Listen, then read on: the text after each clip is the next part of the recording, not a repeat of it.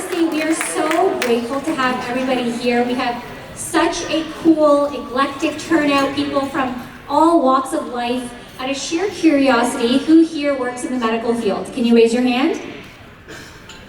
All right, and everybody else is just interested in what everybody here has to say, so that's awesome. Thank you so much. We also want to give a special shout out to some special guests we have here. I mean, you're all special, but some people may be a little extra special. No, I'm kidding. We've got Jo McDonald here, 77-year-old fitness influencer, lost more than 70 pounds. She lifts like a beast. You gotta follow her on Instagram. Right beside her, her beautiful daughter, very, very strong, Michelle McDonald, a health coach. She can probably beat up most of the men here. I will say that, so thank you for being here. We've also got Kayla Barnes in the house, one of the top longevity leaders. And we've also got Jeremy Jackson. Did anybody watch Baywatch back in the day? I know there's more of you out there, come on. And I have a feeling he'd still look really good in red shorts. So thank you for being here today. Now, I do want to introduce you to our next speaker, Andy O'Brien. Andy is a strength and conditioning coach known for his work with several top athletes across a variety of sports. For over 25 years, Andy has personally guided team sport MVPs, Olympic and world champions, world record holders, and all-time greats. He has also worked for national organizations and professional teams. From 2015 to 2020, Andy served as the Director of Sports Science and Performance with the NHL's Pittsburgh Penguins, helping to institute a novel scientific monitoring system, which was instrumental in the team winning back-to-back Stanley Cups. For all the Canadians in here, we take hockey very seriously, so good job, Andy. He currently serves as a high-performance consultant with the Florida Panthers, as well as the Director of Player Health and Performance with Quartexx Sports Management. Please welcome Andy to the stage.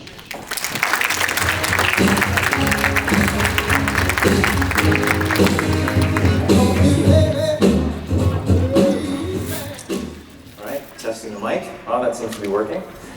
Great, well thank you for that great introduction. I'm kicking myself right now because I had those exact same pants as Ben. I was this close to wearing them, and I think if I did, it would have been great. I had a similar shirt, it was gold, but I think I'll move on to the presentation now after my one joke. So, so basically, I have a much kind of more of a hidden background. Most of you probably don't know me or have had the opportunity to follow me because I have no real social media or anything like that.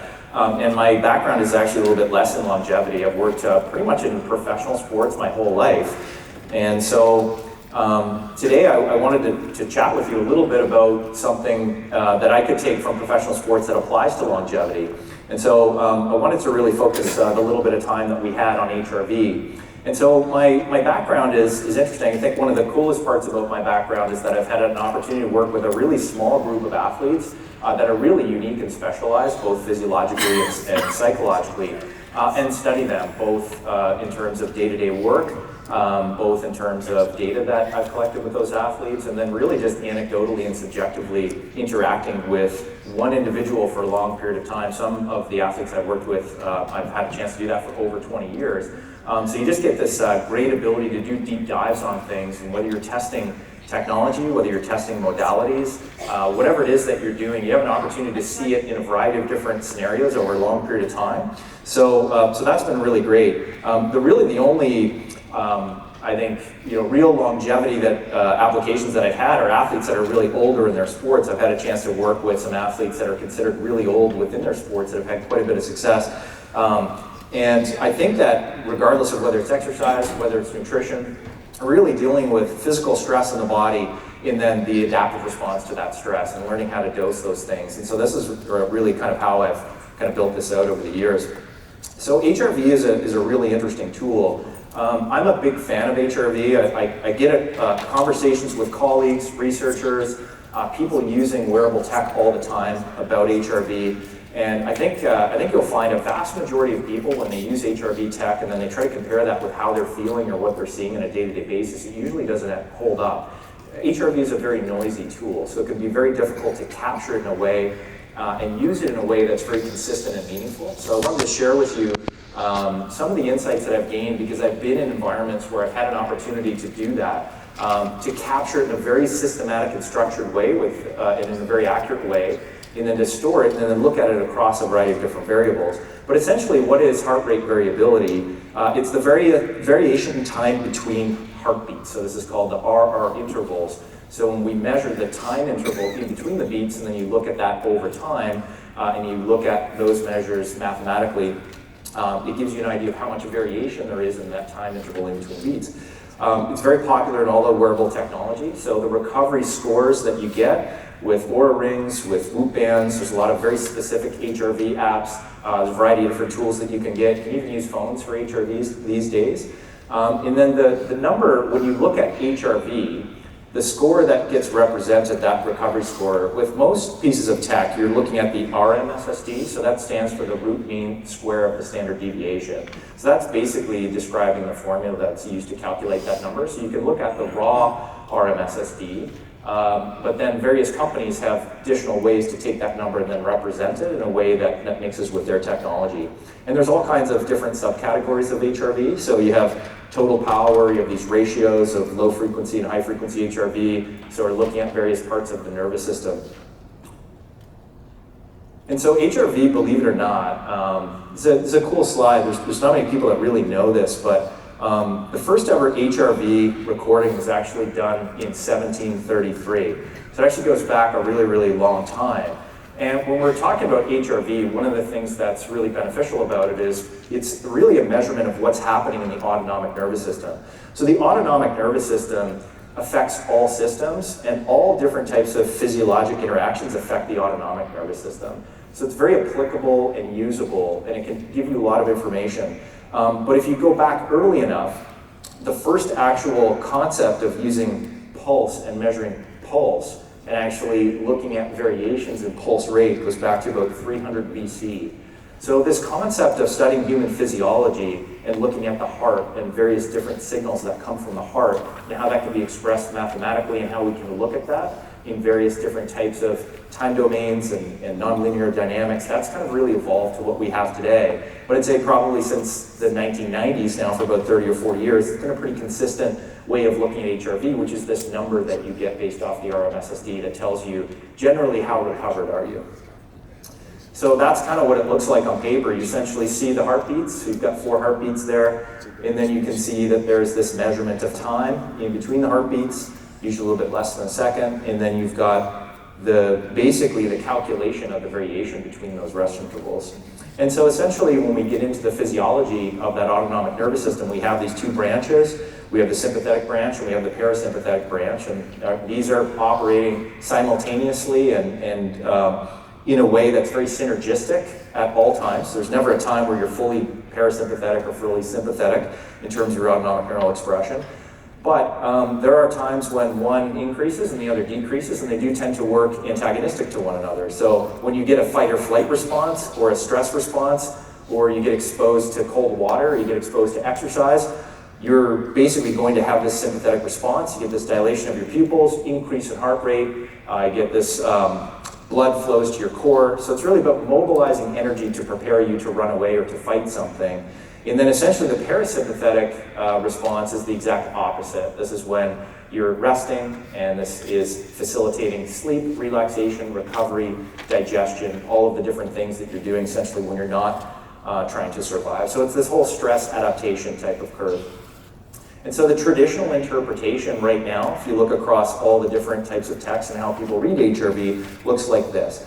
Everyone's trying to get a higher HRV. So the higher it is, most people will say that's basically a better score. So if you're looking at most HRV tech, it's probably going to try to get you some kind of expression up to 100. Like 100 is ideal, that means you're fully recovered.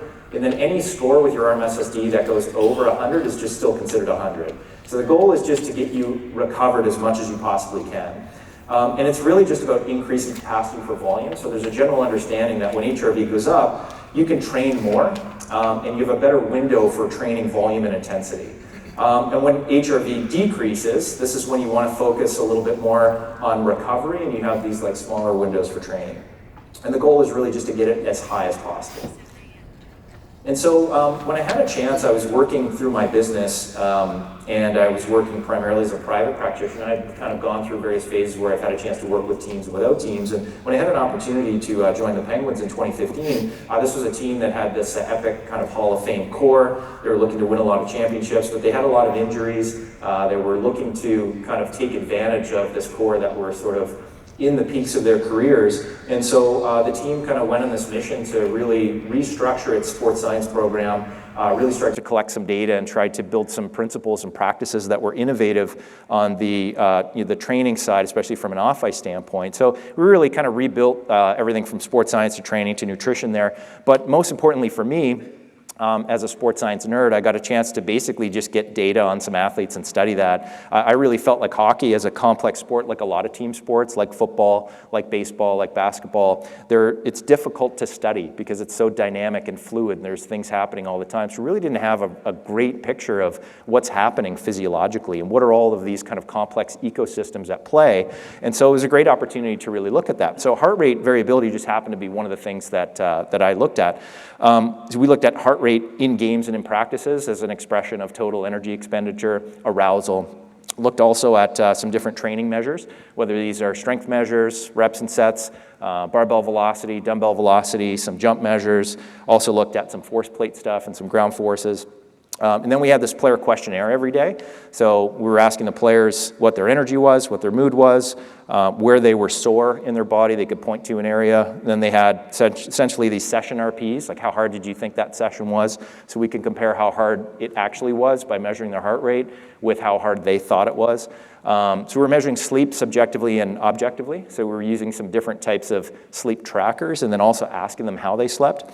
And then had these salivary biomarkers so we could get a sense of what are some of the potential understandings of what's happening. So I have an athlete that shows up tired or sore or they're not performing really well. What is potentially the system that's underlying this, or how could we maybe make modifications to do that?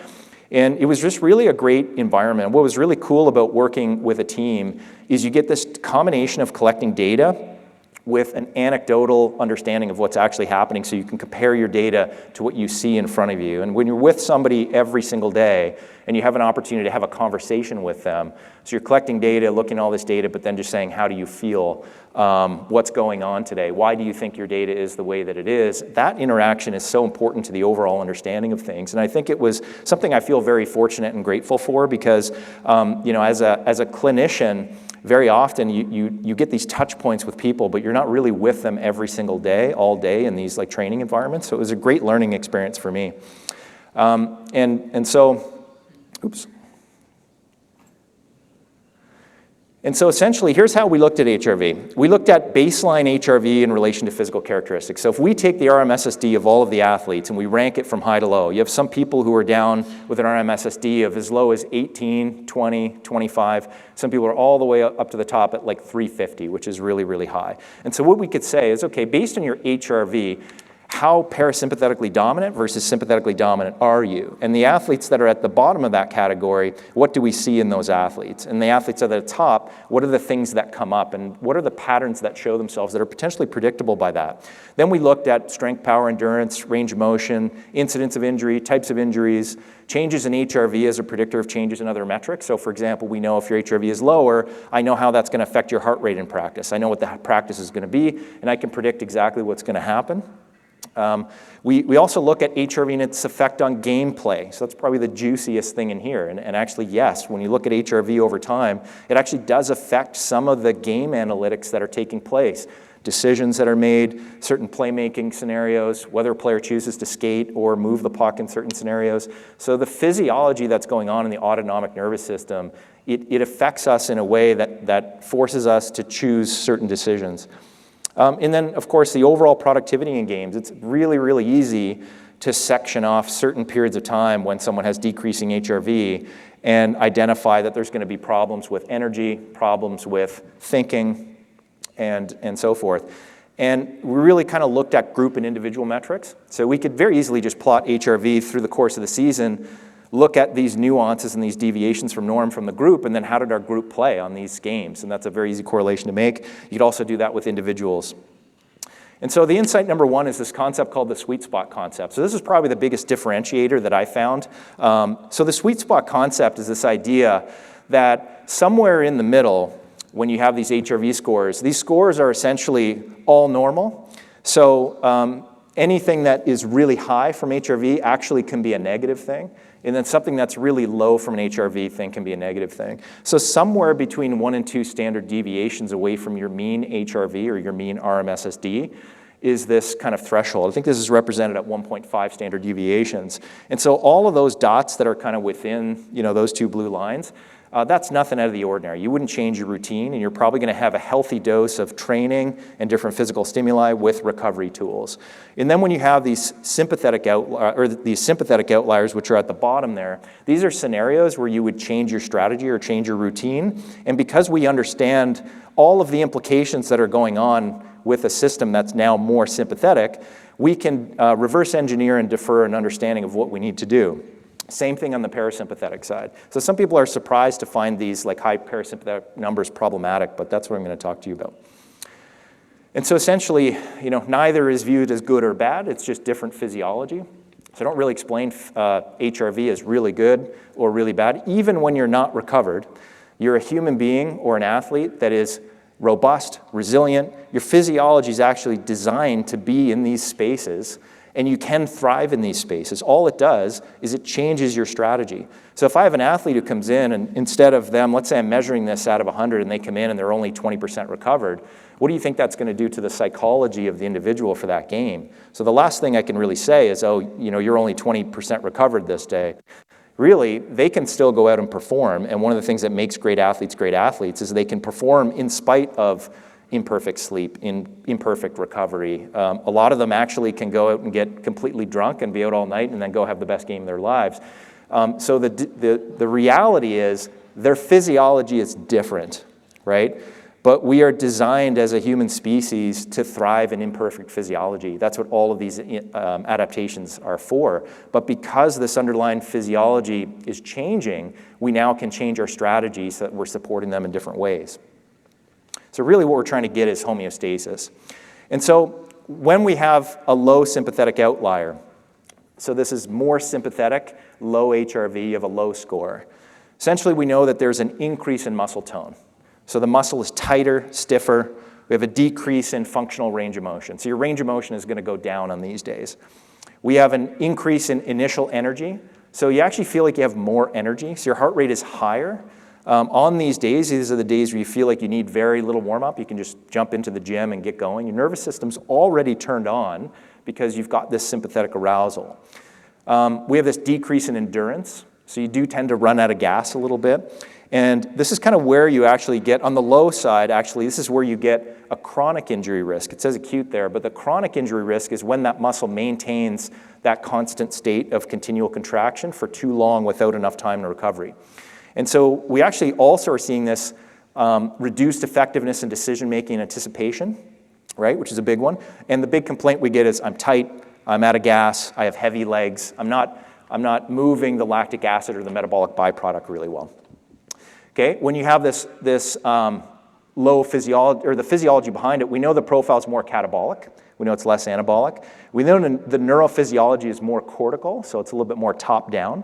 We have decreased efficiency in things like the vestibulo-ocular reflex, the vestibulospinal reflex. So all these reflexogenic things, balance, control, understanding of space and time, movement, fluid movements, they start to decrease when we get more sympathetic. So it's changing what's happening in our physiology. The motor pathways are more efferent or downstream.